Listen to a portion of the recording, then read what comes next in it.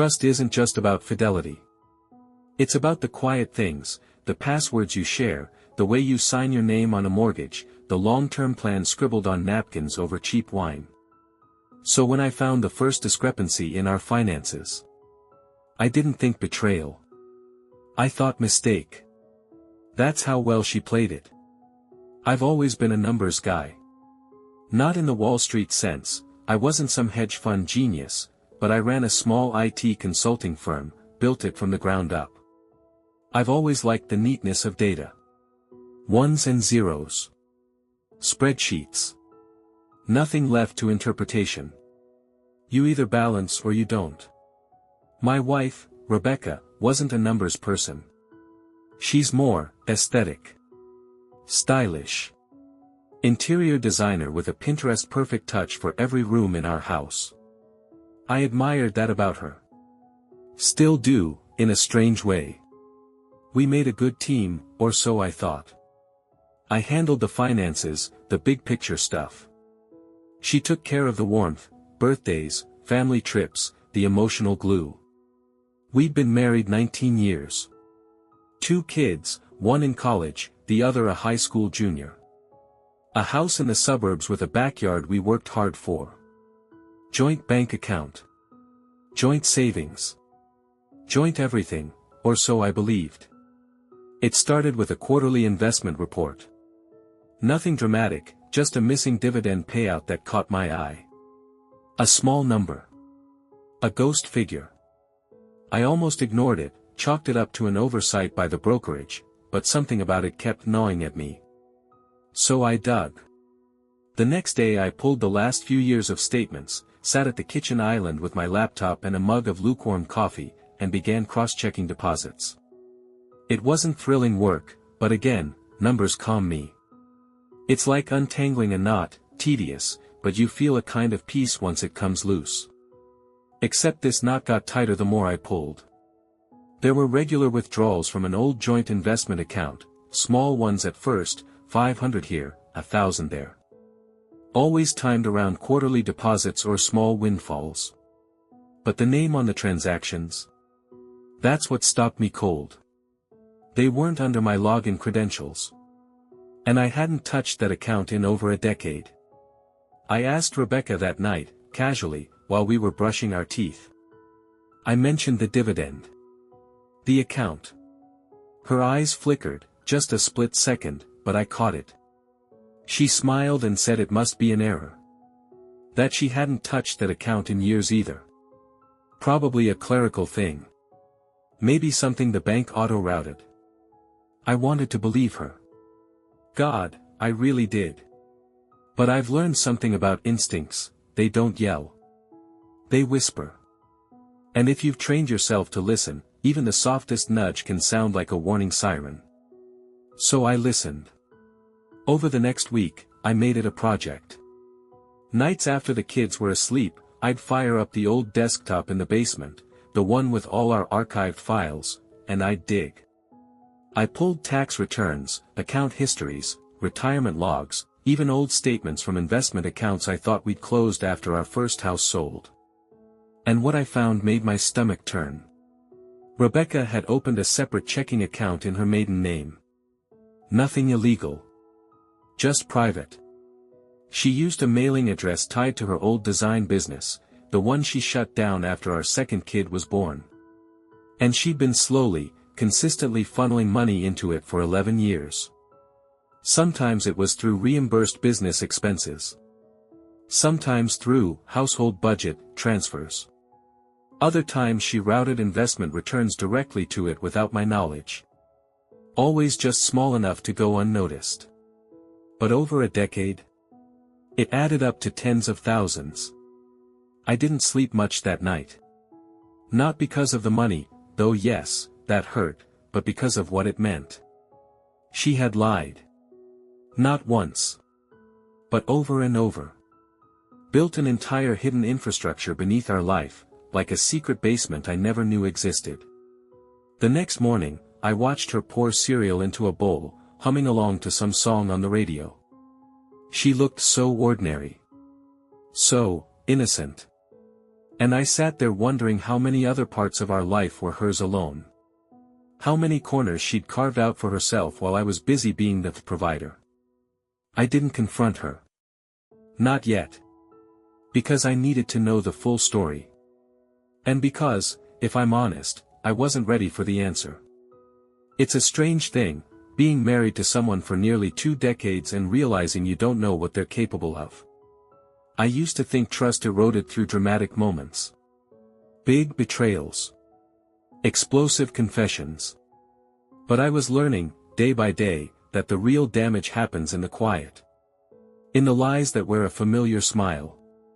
After I found the hidden account, I started seeing our history through a different lens. Little things I'd brushed off came back sharper. Like the time Rebecca insisted on handling the contractor payments for our bathroom remodel. She said it was easier since she was managing the design. I remember asking once why the invoice total didn't match what came out of our account, and she laughed it off, said it was a deposit mix-up and the rest came from her personal design savings. I didn't question it. Or the time we refinanced the house and she insisted we keep that small helic open, just in case. I wasn't thrilled about it, but she said having flexibility was smart. I signed the forms like a fool, and she kissed me on the cheek like I was the best husband in the world. Turns out, that line of credit fed her account 3 times in 4 years. What hurt most wasn't the money itself. It was that she used our life, our trust, as the camouflage. Every good intention I had, every effort to build something together, became a tool in her hidden plan. I made a spreadsheet. I know, classic move for a guy who's spiraling. But it helped me cope. I listed every questionable transfer, every hidden withdrawal, every redirected deposit. It wasn't just to confront her, it was for me. I needed proof I wasn't crazy. That I wasn't inventing a betrayal that wasn't there. Because, and here's where the gaslighting begins, even before I confronted her, I could feel it. That creeping self-doubt. That little voice whispering, maybe there's an explanation. Maybe you misunderstood. Maybe she's smarter with money than you gave her credit for. That voice? That's not your intuition. That's your heart begging not to be broken. But numbers don't lie. On the 3rd night of my quiet investigation, I found something that stopped me cold. An email trail, buried in an old inbox we used for household admin stuff. One of the statements from our mutual fund had auto-forwarded there a few years back. It listed a payment disbursement to a J.A. Carter Design Consulting. That's not Rebecca's business name. Never was. But I recognized it immediately, it was a dummy name she used when we were first married. Back when she did side gigs under the table to avoid a full tax burden. I thought she'd closed that down. Turns out she kept it alive. And she'd been routing funds through it. Possibly to keep things off the books entirely. I stared at that email for a long time. Because that wasn't just hiding money anymore. That was laundering it, in the loosest sense, sure, but laundering all the same. Dressing up income to look like something else so it wouldn't draw attention. That's when I realized, this wasn't casual. This wasn't some secret rainy day fund built out of insecurity or mistrust. This was a system. A long game. Built brick by brick, right under my nose. I knew then that I had to confront her. But I wasn't going in blind. I wanted control. I needed clarity. So I scheduled a meeting with our financial advisor, someone we'd both trusted for years. A quiet guy named Phil who'd always deferred to me when it came to the planning side. He looked surprised to hear from me alone.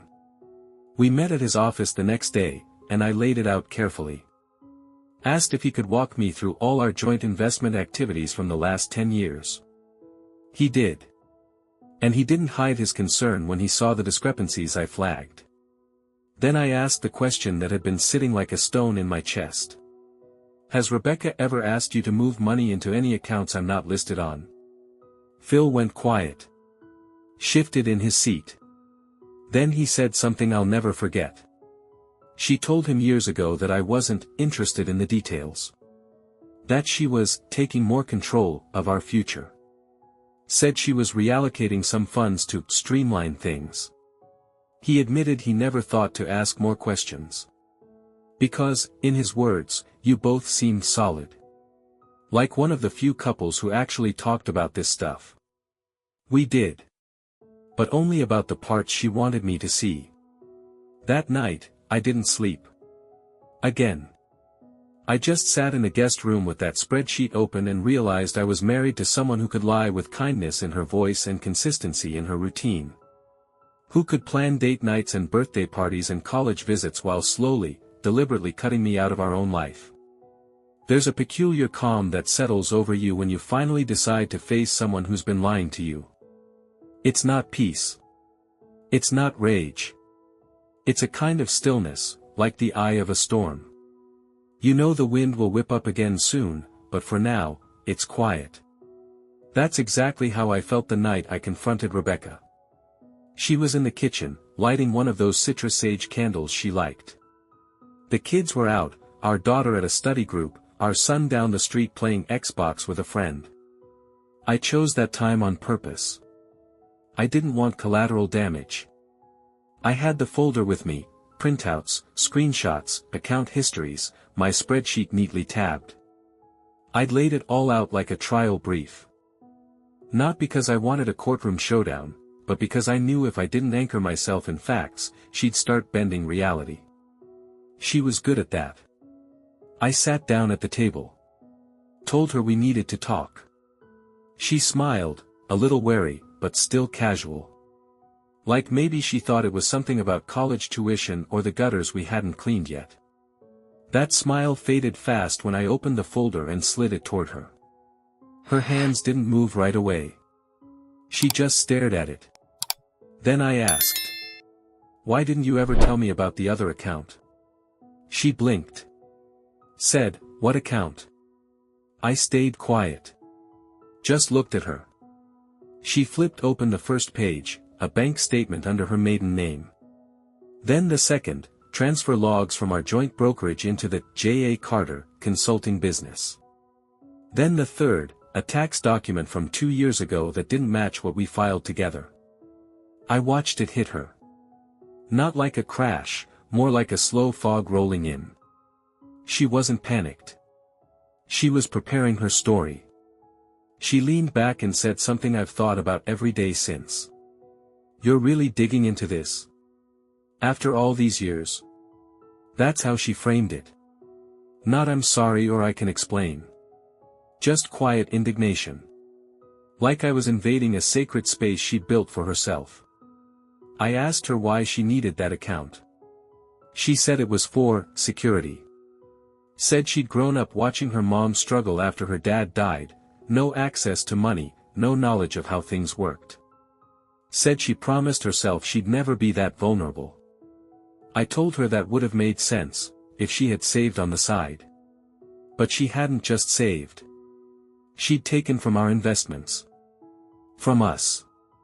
She looked me in the eye and said, "It's all our money, Tom. I just didn't tell you how I was using some of it." I don't know if I've ever felt a colder kind of betrayal. Not loud.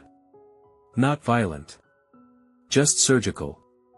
Like I'd been married to someone who could justify years of financial manipulation as a harmless act of caution. I told her I'd spoken to Phil. That I knew she'd been rerouting funds for years. That's when the tone shifted. She got defensive. Not loud, again, she's not the yelling type, but sharp. Precise. Said I always made her feel like she had to ask permission for financial decisions. That I hovered over the budget. That she just wanted space to handle things her own way. I asked her if it ever occurred to her that hiding money wasn't the same as managing it. She didn't answer that. Instead, she asked something that nearly broke me. "So what? Are you going to divorce me over this?" And I realized in that moment, she hadn't felt guilty. Not once. Not in all those years. She just hoped I'd never find out. And now that I had, her main concern was whether I'd leave, not what she'd done to deserve that possibility. I told her I didn't have that answer yet. That I needed time. That trust, once broken like this, isn't something you just stitch up over a few good intentions. She tried to touch my hand. I pulled it away. That night, I moved into the guest room. Slept with the door locked. Not because I thought she'd hurt me, but because I needed a barrier. A line in the sand that said this is different now. She cried once, around midnight. I heard her in the hallway. But she never knocked. And I didn't go to her. Because some things need to hurt. Otherwise, you forget they matter. You'd think the worst part of discovering betrayal would be the betrayal itself, the lie, the secret, the sting of not knowing the person sleeping beside you. But sometimes, the worst part is what happens after. When the emotional fight ends and the paperwork begins. When your marriage stops being a relationship and starts feeling like a business negotiation with a hostile partner. That's where we were. The days that followed the confrontation were sterile. Not cold exactly, but mechanical. We communicated through logistics. Groceries. Parent-teacher meetings. Our son's driving permit. Anything that wasn't us. She tried. I'll give her that. She made dinner every night, left little "I'm here if you want to talk" notes around the house, even put one on my pillow like we were still dating. But there's something about sleeping 10 feet away from someone and still feeling like you're in another country. I didn't respond to the notes. Not because I wanted to punish her, but because I honestly didn't know what I could say that wouldn't sound like a transaction. The thing is, once trust is gone, everything sounds like a negotiation. And I was tired of negotiating. About a week later, I asked her to sit down and go over the numbers, all of them. She agreed. We sat at the dining room table, each with our own laptop open, spreadsheets side by side like opposing lawyers in a quiet courtroom. I asked her to show me every account, not just the ones I knew about. I told her I wanted the full truth, not the edited version. She hesitated. Then she opened her password manager and shared the full list. 6 accounts. 3 of which I'd never seen. One of them had over $140,000 in it, a mix of savings, investment returns, and what looked like reimbursement checks from projects she took on privately over the years. I don't know what shocked me more, the amount itself, or the fact that she had this whole second financial identity I'd never known about. She called it her independence. I called it what it was, deception. Then came the kicker. She admitted she'd funneled funds from our joint investment account under the guise of paying taxes on her freelance projects. But the IRS filings, they didn't match the deductions. Some years she paid taxes, most years, she didn't. That money, it just went into her stash. She swore she never spent it, frivolously. That it wasn't for luxury, but for safety. Said it made her feel secure knowing she had something that was hers. I asked her if she ever thought I needed that same security, if she ever considered how I'd feel building a life that was quietly being carved out behind my back. She didn't answer. At some point, it stopped being a conversation and became a spreadsheet war. Who contributed what? Who covered which bill? How we divided the mortgage. I felt like I was auditing a stranger's finances instead of discussing a shared future with my wife. That night, I couldn't stop thinking about something my dad once said to me when I was in college, after a breakup that had gutted me. He said, "The person who hides things from you is the same person who'll say they did it to protect you. Don't confuse secrecy with love." Back then, I thought he was being cynical. Now, I think he just lived long enough to understand the difference. Rebecca and I agreed to see a financial mediator. Not a therapist, that door felt closed. But someone who could help us untangle the numbers without tearing the family apart. She said she wanted to rebuild things. I said I needed transparency. We walked into that meeting like co-owners of a failing business trying to restructure after years of embezzlement. And that's what our marriage had become, an enterprise built on unspoken terms, with one partner pulling strings behind the scenes and the other smiling in the dark. The mediator was kind, but firm. Said it was going to take time to untangle everything. That we had to be honest, ruthlessly honest, if we had any hope of salvaging not just our finances, but the framework of our trust. I didn't know then if I wanted to stay. But I knew this, if we were going to keep moving forward, it had to be with everything on the table. No more secrets. No more financial sleight of hand. And no more protecting each other from truths we didn't want to hear. Because love without honesty isn't love. It's just polite manipulation. There's something people don't tell you about confronting betrayal, especially the kind that doesn't scream, but simmers. Once the truth is out, once every number is accounted for, and every bank statement laid bare, you're not left with peace. You're left with decisions. Cold, practical decisions. Do you stay? Do you leave? Do you rebuild on top of the wreckage, or do you move on and start fresh? And whichever path you choose, what does that say about you? We were 3 weeks into the financial mediation process when the exhaustion set in. Not the kind that makes you want to sleep, the kind that makes you numb. Rebecca was being cooperative. She showed up to every meeting. Answered every question. She even gave the mediator full access to her records, her tax filings, her freelance payments, everything. But it wasn't the cooperation that bothered me. It was the detachment. She acted like a person checking items off a list, not a woman trying to repair something sacred. There were no outbursts, no tears. Just careful professionalism. Like she was managing a PR crisis instead of trying to save a marriage. And maybe that's when it hit me, she wasn't coming clean out of guilt. She was doing damage control.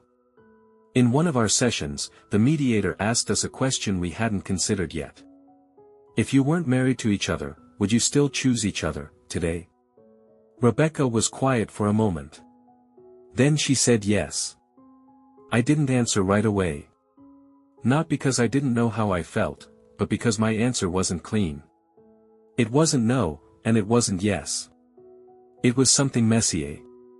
I don't know who she is when she's not hiding things. You spend enough time living next to someone who's lying, and eventually the line between who they are and what they've done starts to blur. I wasn't sure anymore if I loved her, or just the version of her I thought I knew. At home, things were strained. We ate at the same table but talked less. Slept under the same roof but woke up feeling miles apart. The kids picked up on it, of course they did. Kids always know. Our daughter started spending more time on campus, and our son stopped asking us to help with homework. One night after dinner, I found him sitting on the back porch, just staring at the trees. I asked if he was okay, and he said something that broke me more than anything Rebecca had done. Why are you and Mom pretending everything's fine when it's not? I didn't have an answer. Just sat next to him in silence.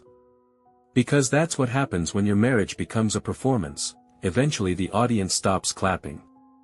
A week later, Rebecca and I had a final mediation session scheduled.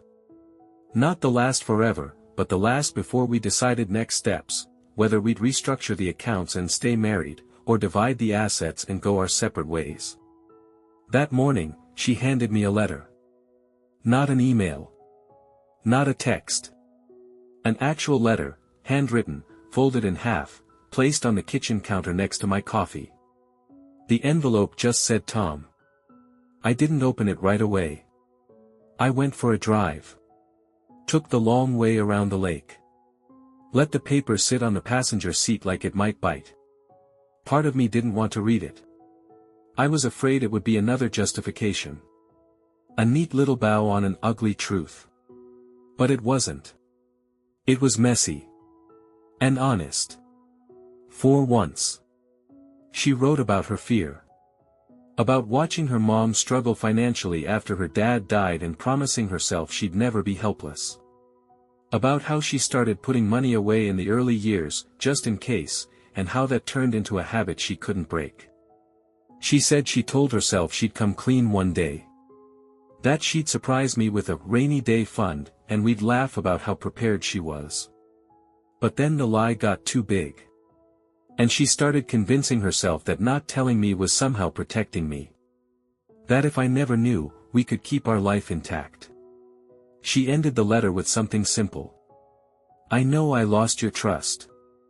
But I haven't stopped loving you, even if I failed at being your partner. I sat in the car for a long time, holding that letter.